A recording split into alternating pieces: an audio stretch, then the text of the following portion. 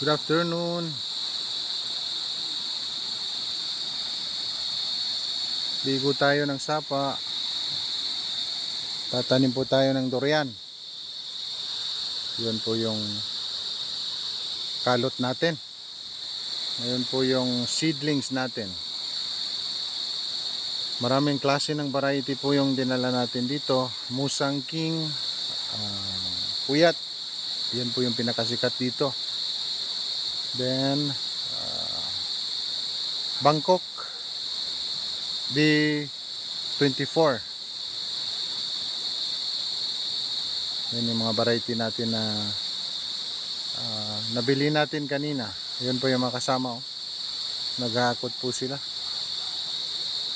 So dito kami tatanim sa gitna ng spacing ng niyog. So nasa more than 30 po yung ating dalang seedlings ngayon dito. Napakaganda po ng lupa dito. Napakabuhaghag po. So, malamig na lugar.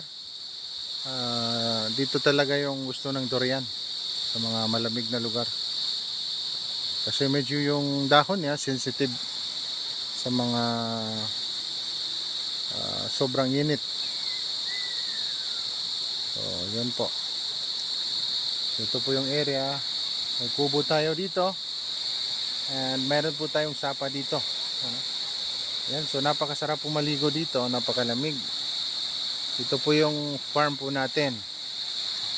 Na napakasimpleng farm. Maliit lang na farm. Pero maganda. Sarap, malamig. Lalo na po pag gusto mong maligo, pwede ka pong maligo dito. Anytime. So, yan po yung sapa. Puntahan natin para makita po ninyo kung gaano po kaganda yung sapa dito. Ayan o. Napakalakas po ng agos. Napakalinis. Napakalamig. Sobrang sarap po maligo dito. So, ito yung binabalik-balikan ko dito kapag pinapawisan ako. Dito po ako naliligo sa ilog na ito, sa sapa na ito. So yan o. Ayan, napakasimpleng farm, pero swerte tayo at malapit tayo sa sapa. Ayan. Anytime pwede tayong magpalamig. So may mga tanim po tayo dito na niyog, iba't ibang uri ng kahoy, mangosteen. Meron din mga durian dito na naitanim na. Ito, mangosteen, marami na rin bunga. Maswerte po tayo dahil kahit papano may simpleng pinagkakaabalahan po tayo.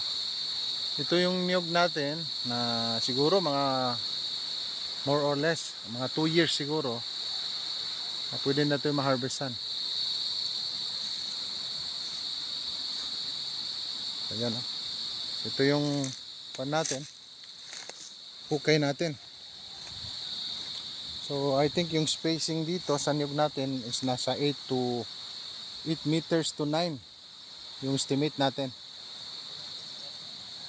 Ito po yung hukay niya. Napakabuhaghag po ng kanyang lupa. So ipakita ko sa inyo yung aking ginagamit na seedlings. Meron tayong B24. Ayan po. Meron ding Puyat. May mga Musang King. Ayan o. Yung may tatak na pula. So ayan, nabili po natin ito sa Bernard Bautista Nursery, Farm and Nursery. Ayan. Napaka-refreshing po ng place na to. Ayan, alhamdulillah.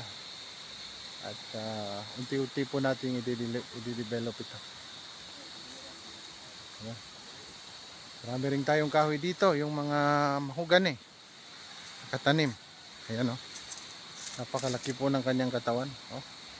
So siguro estimated sa sobrang laki nito, mas malaki pa ito sa yung blue na drum, yung kanyang katawan. So almost madoble pa yung katawan ng drum na blue. So yan. So happy farming mga ka-farmers. Magandang hapon po sa ating lahat.